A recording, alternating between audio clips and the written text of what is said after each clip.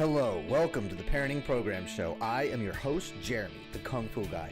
I am a force of nature married to another force of nature. Her name is Autumn, and we have two amazing, explosive balls of energy called kids. I am a speaker, teacher, author, catalyst, and Kung Fu master, here to help you empower your kids to speak up and own their voice. We're going to unlock and remove the chains of childhood that seem to hold us from our destiny with the tools to have inner strength, confidence to speak up, be heard, and be understood. Let's go play. Game on, yo.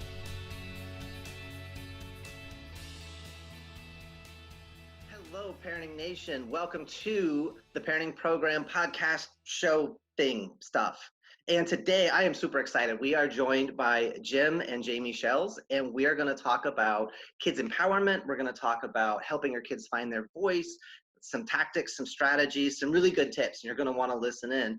And if you don't know, and I don't know how you couldn't, Jim's best-selling book is on the family boardroom and how to have family board meetings to really get connection and get understanding, get on the same page. And you do it professionally, why not do it at home and transform what you're doing in your home with your kids? And then Jamie has a huge background working with families and kids in a professional educational setting, the Waldorf structured schools as well as the Montessori schools. And together they blended not only their businesses, they blended their lives, family of 6, so 4 kids, 2 adults. And you're going to want to listen in because we're going to have some great information today. And with that being said, ladies and gentlemen, welcome to the program. Thank you so much. Thanks for having us, Anthony. So I have a question, just to get us started. How did the two of you meet? Like, how did the two of you, was it a professional setting, a personal setting before all the fireworks and the amazingness? It was a personal setting. She was out with her whole family on her birthday, and it's this little restaurant pub at the beach.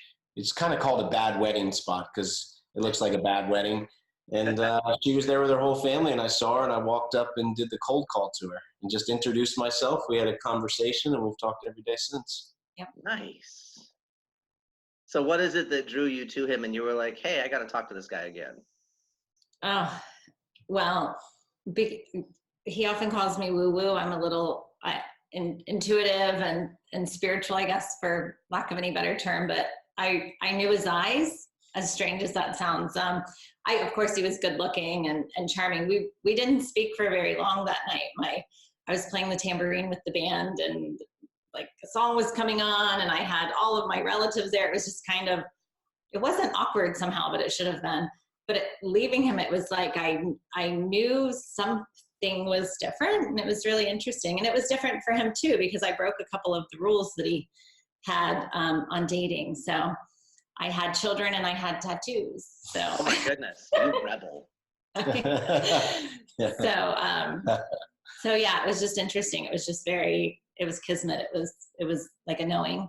Nice. My wife and I, we both broke each other's rules. I'm too old for her, and she's way too young for me. But we met, and 6 months later we were married. So when it happens, and you know. So yeah. So I had gone. I don't even remember what it was. I had gone on a bad date on August 17th, 2003, and I came home and sat at the little desk in my bedroom and pulled out a sheet of paper and just, it's weird because people say get clear on what you want, but I just wrote out this, not from a point of ego, just intuitively, this is what I see, working for me and really being what I want. And when I proposed to her, 8 years later, I gave her the note and I said, hey, I wrote you this 9 years ago. And she said, we've only been together a year. And I said, well, read it. Yeah. And it was her to a T. So yeah, certain things I think line up. So somehow we already knew each other, I guess. That's awesome. Yeah, that's a great segue into talking about, empowering our kids to speak up on their voice. Because, as parents, we're thinking, well, wait, my son, my daughter, they just met this person and they think all this stuff. And we as adults, of course, we have baggage and we have all these ideas and we have all these thoughts and our rules. So how did the two of you blend your businesses? And then why are you so empowered and excited about working with families? It's a great question. So I'll let you go first. Yeah, what's beautiful about, just as you know, with your own purpose and passion in life, is that we started the business really by blending the business by blending our family. And so when we started dating, Jim was very curious about, okay, so then what will this look like with children? And can we, and starting to incorporate some dates that included the children. And then that first Christmas, he really, he gave the boys a gift, quality time coupons, which then turned into the family board meeting strategy. And so it just naturally evolved. He started doing things, we started doing things. He'd come up with crazy ideas. He'd ask me, what do you think about this? And we'd tweak it, we'd mold it, and then we'd test it. I know it sounds on our own children. That's what we did. And then we just started seeing results, and we started seeing changes in our oldest son, who had, some learning challenges and some night terrors and just difficulties just from what he had seen in his early developmental days. And so just seeing all these results and outsiders seeing these results, and we wrote a book and then did some things. And now 8 years later, we are well blended. We've in business and in home. It just really, it created a very grassroots thing for us to work with others on. Very nice. Yeah, I think a lot of that starts too with, I was just at an event this weekend. It talks about value-based decision making. Yeah. And that's how we shared the same values. On our first away trip, we drove 11 hours to the Outer Banks, and we talked the whole time. I mean, there was never a moment of silence. We talked the entire time about values. Values, and do you like this? Do you not like this? We played a fun game of love it, hate it for 11 hours. And we just found out that our values were completely aligned. And I think when your values are aligned with your spouse, that's the starting point of a really strong family. And that's not always the case today. People just settle, or they go for this. And I think both of us had settled in years prior, because we didn't know better. And once we found each other, we're like, wow, it can be this good. It can be this good to share our values. And it's a trickle-down effect to your kids. When you share those values and you stand steadfast together, it makes the family stronger. A lot of kids will try to divide the parents and this and that. And her and I stand shoulder to shoulder on everything. It's just how we're made. That's our deepest values. And so that gives natural strength, I think. And those values, we do teach those to our children. So our children know what our family values are. We've created our family values with our children. We actually have a core values, core values discovery exercise that we do with other families and in workshops. And of course, we've done it with our own family. And so it's really important when you all agree on those core values, then you have a point of reference to come back to and say, yeah, but we said we're a drug-free family, or yeah, we said quality time is important. So get on over here, let's hang out, whatever it must be. Service and contribution is important. So this is what we're doing. We're going to go serve on Thanksgiving or whatever it may be. Adventure. We're getting in the RV for 6 weeks. Let's go. Oh, okay. But it works both ways. So it works both ways, because the boys have a tendency to jump off of bridges and all in different countries and in all sorts of. Let's clarify this. Jump off bridges over water. Fun jumps. That's what a bridge is, right? Well, with bungee or with parachute? No. Just free jump. No. I mean, it's not. Just dive into water? Like cliff jumping, low bridges, whether in the Caribbean where there's popular spots to jump off. Right. Where some parents are like, no, we're not going to let you do that. We're like, but they remind me, swimmers, Mom, adventure is one of our core values. We can jump off of bridges. Yeah. So we're not talking Golden Gate here. We're talking 20. We're talking like 16-year-olds jumping off of bridges. Yeah. Right. Just keep them away from the paragliding suits. Just keep them away from that. The reaction time is so short, and the margin of error is a problem. Yeah, we've seen those. We're not. Yeah. We like surfing and snorkeling and fishing, and those are kind of calculated risks, I guess. Right. ATV exactly. rides. You can control the variables. Yes, slightly. little more. So yeah. Yeah, I think that idea of having those values, I encourage families to create a mission statement. What is it that encapsulates that? So you have a guideline for what are our values, what's important to us. And if we know what's important, it clarifies a lot of conversations, and you can short circuit a lot of drama because, oh wait, what did we say were our guiding principles? Oh, that's right. So now where do you think we should go with this? Yeah. And it allows the kids to kind of problem solve themselves. Exactly. It does. And that mission statement, we do the same thing. We call it like a decree or a mission I like statement. that. Yeah, based on those values. So the core values might be 5 or 6 words, but what are those words in action, right? And so if you come up with a mission statement, so it might be faith as a core value, but in our mission statement, our decree, it's we are faithful to a loving God. So just kind of expanding upon whatever it is that we mean by that word. So what if, as the kids get older, they start to push back on those values and say, hey, I don't like this. I don't like the way we're doing it. Can they call like a board meeting, and can they change the language, or can they propose motions and things like that? Yeah, I think people support what they help create. Jamie and I didn't sit down with, our youngest are only 2 and just 5 as of yesterday. So happy birthday. Yeah, thank you. It was a great time. But they add in their part, but a little more minimalized, just of what they can, but we want their involvement. But the 2 boys who are now, 14 and 16, we didn't create this and say, here it is. It was a sit down and say, what do we value? Mm-hmm. So this was a collaborative. So can that happen? Absolutely. We could sit down and do the same thing and right. Say that. So everything is an open discussion in our house. Nice. And I think if you start with them creating it with you, could that happen? Absolutely. But they're creating this with us. So they're not challenging something we created. They'd be challenging something they've created. We all have created. Yeah. And we've reworked it over the years. There have been times where we realized that, maybe we used the word service or, contribution, but we wanted to change the word to service and giving, or, there's been times where we're like, this word doesn't serve us anymore. Let's try this one.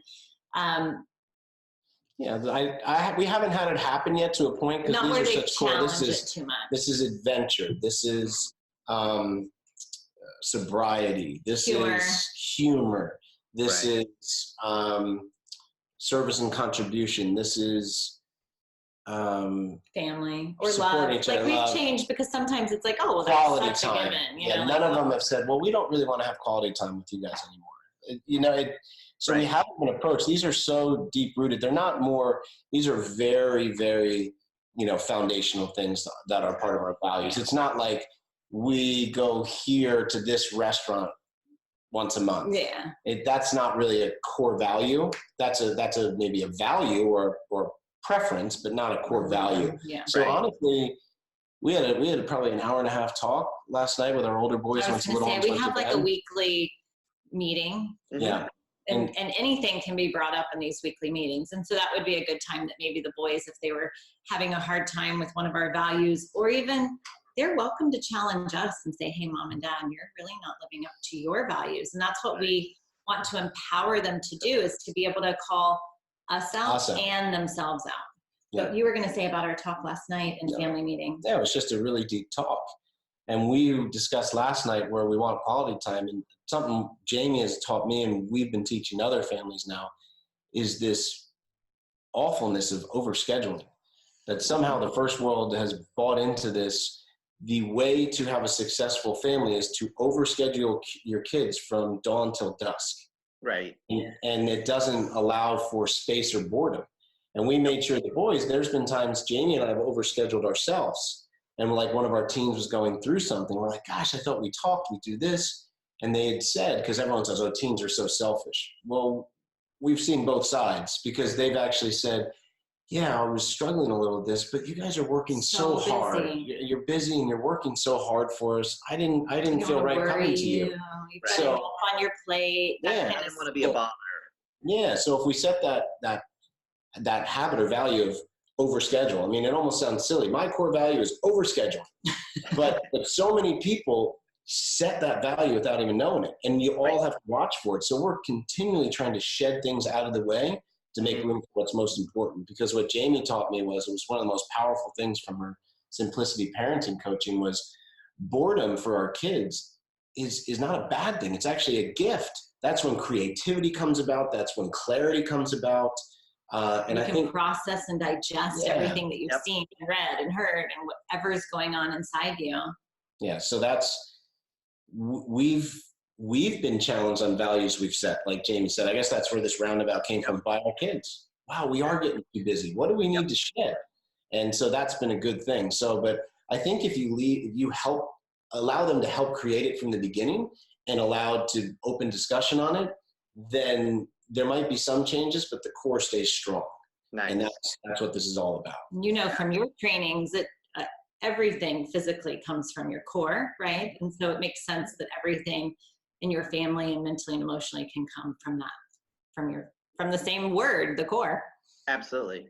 And to go back and touch on that idea of the boredom, it's like in a perfect economy, everybody has a job.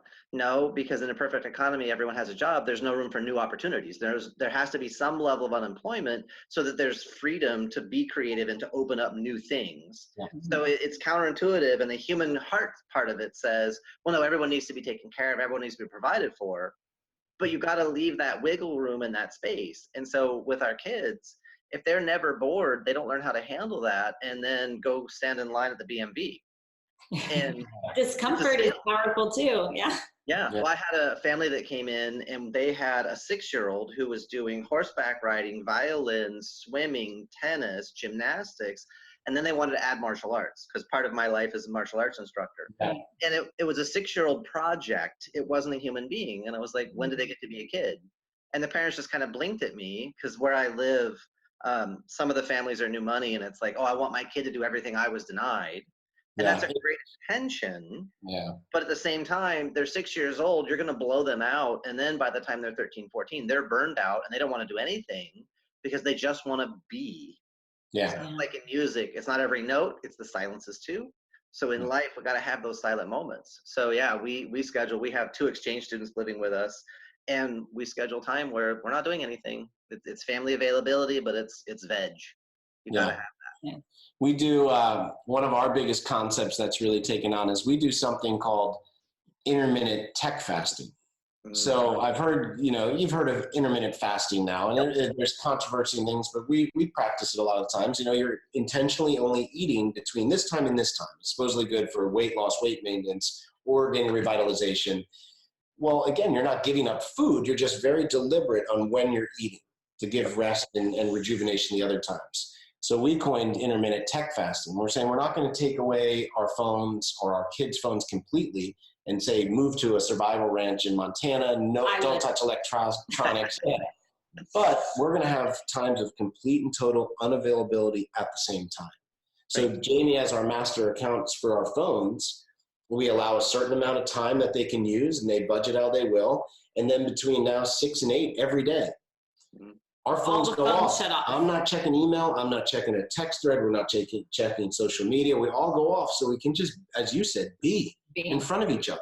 It's not saying they can't still talk with their friends or use things, but we're going to have a time when we're all there, that there's not this blocking. We're totally unavailable for everything else, but we're available for each other. Perfect. And honestly, I think that if more families would do that, just starting for 1 hour a day, all of this over craziness and disconnection and just would start to, because we've seen ourselves what happens in this small time period. Deeper conversations happen, more jokes happen, simple play happens. We're at the beach more, we're doing something, and we start working into those core values. Like one of the things, we start talking about our last adventure or our next adventure or a crazy subject in our learning that we've talked about. Or we sit at the dinner table longer because there's nothing to get back to. Yeah, it's not, let me take this call real quick. This person, I can't believe they said this on social media. Let me respond to them real quick. Like, no way.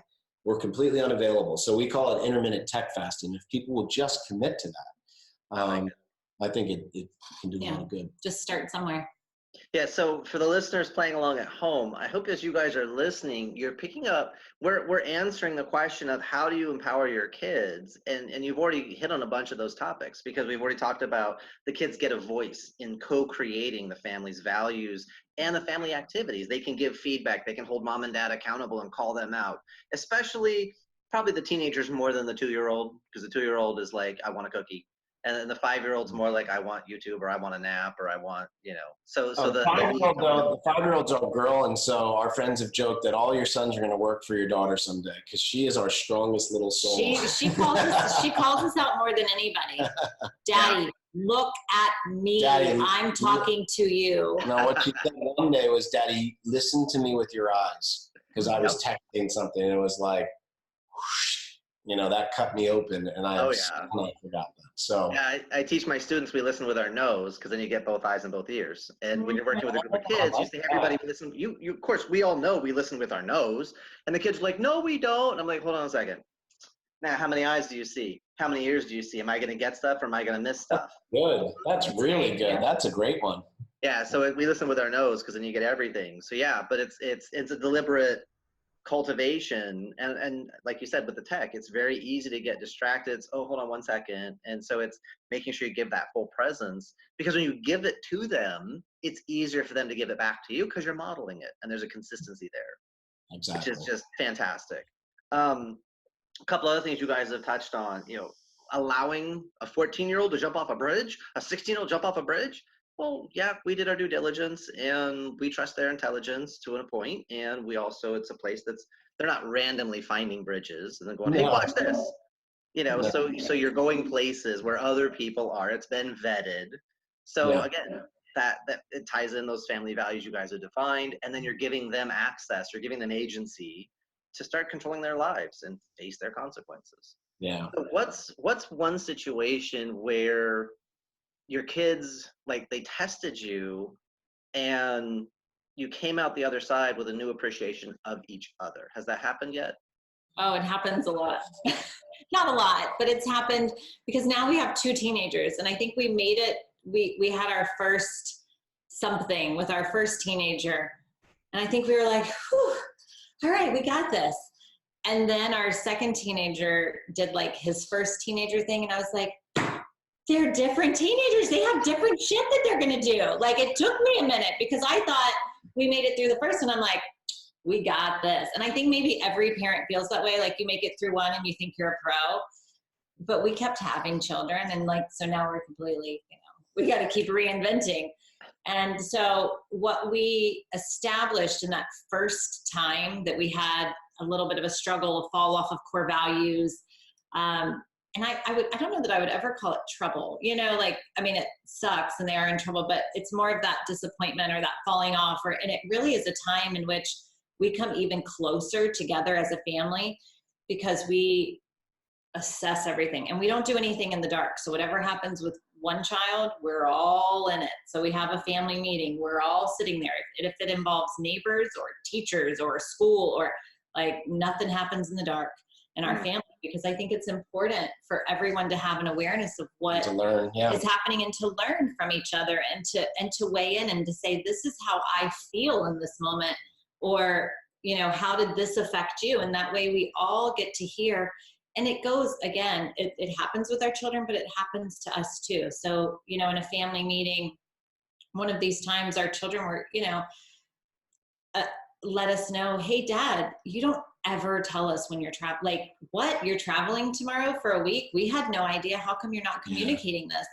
And so that would be, a lack of communication on our part that we really had to address and to apologize for. That's one of Jim's biggest things, is where he tells people, take a moment to apologize if you've done something, like, model the behavior you'd like to see. So the same way that, we go into the children and hold them accountable, we want it to go both ways. So anytime someone's in trouble, we can also be in trouble. And so we just openly communicate.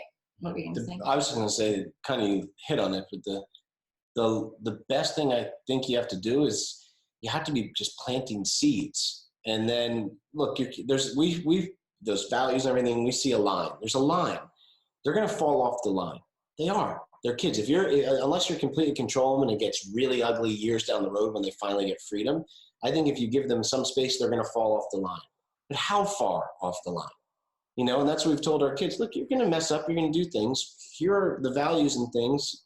Let's you're going to fall off the line. We just don't want you falling too far off the line. And for them to be aware that when they fall off, that they've fallen off, I think is huge too. Just having an awareness like, yeah, I messed up. It didn't feel good. This sucks, you know? So, yeah, I think it's that open communication. We're just completely always planting seeds. I think two of the best things Jamie and I have done is I've seen a lot of entrepreneurs and business owners, they work really hard. And sometimes without knowing it, we think that gives us immunity from a simple thing like apologizing. Like, well, yeah, I might have lost my temper. Or, yeah, I might have been unavailable. Almost like you're entitled to it. Like you're almost entitled, but I don't need to apologize. You know how hard I'm working for you? That's the worst thing to do. Mm-hmm. It's this entitlement or this, like you think you have immunity and you don't. And then the other thing that I've done, and this is where a lot of parents struggle, and you know, seeing your story, I really appreciate how you laid it out, because everyone knows the hero's journey. Every hero, I mean, Napoleon Hill talked about that. The people who have really accomplished have had great adversities, have had great failures and challenges and downfalls. Failure is a great lesson. Yeah, and some reason now, I don't know if it's the social media or this, we try to just show the good stuff. And with our children now, I always tell them, I will always tell you bad jokes, but I won't lie to you. And so I tell them the truth. If I got in trouble of the things that I went through when I was their age, and that, I'm not going to lie and say, oh no, I was perfect. Oh, I never got in trouble. I didn't. Then you're telling them to live up to something that's not true. Right. So we're just brutally honest with them, where people are like, oh, I'm not going to tell them that. And I'm going to go, so you're going to lie? Isn't that what we're trying to teach them honesty? Yeah, that they're living up to honesty. So I just always had to, we've really strived for telling the truth. Yep. Whether it's uncomfortable or not. But again, if we, the more we do that and we try to just keep honing back to that core values thing, we're not perfect, but we're seeming to bridge our imperfections better and better. Right. It's the idea you're not perfect. You are in a process of perfection. So it's the idea you wiggle and you wobble, and you know, the airplane is on autopilot. It's off track 99% of the time. Yeah. It's perfect on takeoff, perfect on landing, and it's jacked up everywhere else and course correcting. Yeah. Part of life. And when you deny your kids that freedom to have to course correct, it's not real. They're just following a pattern that they've been given. And then when they get tested by life for real, and mom and dad aren't there to course correct, kids are going to crash. And that's, I think, what's happening a lot is this lawnmower parenting, bulldozer parenting, helicopter parenting. I don't want my kids to suffer. I don't want them to experience pain. So I'm going to remove everything. And then life comes in, and it's either a feather or it's a brick or it's a freight train. You're going to get hit. Yeah. How are you resilient to that? Exactly. Absolutely. So if there was one thing you could get all families to stop doing right this instant, you push a button and every family on the planet stops, what would be that one thing? And you can have two answers because two people. You want me to go first? I'm drawing a blank, so yes. To stop doing. I mean, overscheduling is huge. You know, simplifying your life, which means everything from overscheduled to over purchasing to over attiring, you know, buying too many clothes. I mean, we just have a constant abundance of choices, and it's leaving our children completely paralyzed, right? There's so much anxiety. Well, what do I do now? And where am I supposed to be? And what is and it's just, it's too much. And we are bombarded with toxicity between, you know, media and social media and exposure to things. So I think just putting too much on our children. They are children. Stop treating them like little adults. Yeah. And for me, I would say just stop buying the hype. From what we've done working over the last 10 years, and we're very open and vulnerable about us, like we never teach from a point of perfection. We talk about our mess ups and that we just keep trying. We're keeping to try, you know, to make the course corrections, like you said. Mm-hmm. There's somehow, again, I don't know what caused it, but people who have little struggles in this, they think, gosh, there's something wrong with us. And it's just not true. There is no perfect family. Family life has never been about perfection. It's been about bridging imperfections. And the sooner we get that mindset straight, that there is no perfect family, that's like a mirage of like a half-hour TV show, that people will go, okay, we're normal. Okay, yeah, we have some things we can work on if we keep trying, but just get rid of this, oh, but that family's perfect, that family's perfect. You know, or my kid has to be better than those children. Yeah, the comparisons and the perfection syndrome. If you'll just drop that, if you'll just drop it and know that it is a complete lie. I mean, working with families now for a long time, we've gotten to work with some pretty high profile families behind the scenes. There is no perfect family. Nope. Where they have the perfect image or the most money, or there's just not. And that's not what it's about. So I think if people get that straight, they'll stop with that type of mindset and filter that they need to be perfect and they're comparing themselves. That can go a long way. Nice. To go to Jamie's point on the over choice, we were a military family and we lived in Turkey and Saudi Arabia back in the 70s. Wow. And when you go buy peanut butter in Turkey at the military exchange, there's one peanut butter, so you buy the peanut butter. When we got back here to the US, my mom went to the grocery store and there's 25 different peanut butters. She didn't have a panic attack, but she got overloaded, didn't know what to buy, couldn't make a decision, and literally just left the cart and walked out. Because how do you buy the right peanut butter when there's high sugar, low sugar, natural, separated, machine processed, there's all these different brands, and there's so many things coming at you, you're trying to find the best. It's overload. And that's, we live in a world now, especially first world, we have so many choices and so many options. What's the right thing to do? Well, there's actually 87 right things to do. Yeah. But unfortunately, our children and families don't think that there's 87 right ways to do things. They think that there's one, and that whatever they choose won't be the right one. And that's really unfortunate for our children and our families. Yeah. Sure. Absolutely. So if you could give one tip for families to do with their kids, I think you've given a bunch of stuff, a lot of great value and a lot of good ideas, and people should obviously go get your book, go to your seminars, get more hands-on with everything you presented today. If you could say just one thing, most key critical, do this thing and everything changes, what would be that? Yeah, I know for me. Go ahead. I mean, shot up right away. Get one-on-one. You gotta separate. So I think we'll stand united on that. One thing we've learned, and has been one of our strongest principles that's made the most difference for other families and our own, is you gotta separate the parts to strengthen the whole. It's so important when we think about all these big family get-togethers. That's great, but it's the one-on-one time. When I have one-on-one time with my son, or my daughter, or Jamie does, or Jamie and I have one-on-one time, it's those times of separating the parts that strengthens the whole. Everyone gets stronger and more in sync when we spend one-on-one time. So we are constantly setting and scheduling one-on-one time with each of our children and with each other. It is incredible what that one principle does. It really helps you identify each one of your children as their own person. It helps you identify your spouse apart from their work or apart from your children. It just really, it's like a windshield cleaner. You really get to see things a little more clearly and from their perspective and different aspects of them that are just great. Awesome. And then what has been one piece of advice you have received from outside that made the biggest difference? For me, it would be rhythmize your life around your most important relationships. And that was advice of a mentor. So we have date night every Thursday, 5:30 to 8:30. We have Sunday meeting. You know, the family board meeting strategy was halfway born out of that one thing. But if you set very clear rhythms in your family life, that can make just such a difference. Yeah, and it's those boundaries, right? So for you, having things like when you're home, when you're at work, you're at work. We don't have a home office because that gets a little confusing for the children, even for me, even for you. You come out to squeeze cheeks and eat a snack, and so I'm with you on that one.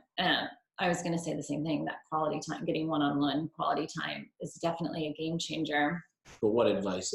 Oh, I'm sorry. Yeah, I was back on the last question. She's on the same page with you. I was really into what you were saying. What a piece of advice? Yeah, I said rhythmizing, yes. Setting rhythms to each of the most important relationships. I was thinking of rhythm. Yes. So, gosh, I think core values is so important. Just getting really clear on your core values as a family. You can have core values as an individual. So that's kind of how we discover our core values as a whole family, because each person can look at what their core values are, maybe some words or some things that matter a lot to them. And then you bring them together as a family and there's overlap. And so there's naturally things that you each hold dear that maybe you've never had a conversation around, like, well, yeah, I guess this would be comprising our core values. And then when you get really clear on that, it just gives you that entire baseline for your family operations, for your relationships with each other, for your communication with each other. It's just such a good base for all other things to grow from. Yeah. Awesome. Well, I think we're about out of time, and this has been great. And you guys have just obviously a passion and a wealth and a humor and a vulnerability and an honesty that I think comes through. One thing I heard as I'm listening to you with me, and this is the first time we've talked, the biggest thing I think that underlies everything as a structure for the two of you is time integrity, because you guys are constantly like schedules and rhythms, and this idea of flowing through time. You both are very conscious of making things a priority through action. And how do you do that? By putting time onto it, putting time into it. And so I appreciate the time that you've given me today and to share with my audience. And so I'm going to encourage my people to go and find out more about what you're doing. Where's the best place for them to go and get the latest and greatest from the two of you? We've got a couple of places. You can find us on our website is 18summers.com. We are on Facebook. You can find us either by searching 18 Summers, the family board meeting, both of those, you could find us. And we are on Instagram at 18 Summers Tribe. Sweet. Any parting thoughts? Thanks so much for your That's time. it. It was No, great to be appreciate here. being here. Thank you very much. Perfect. And that's a wrap.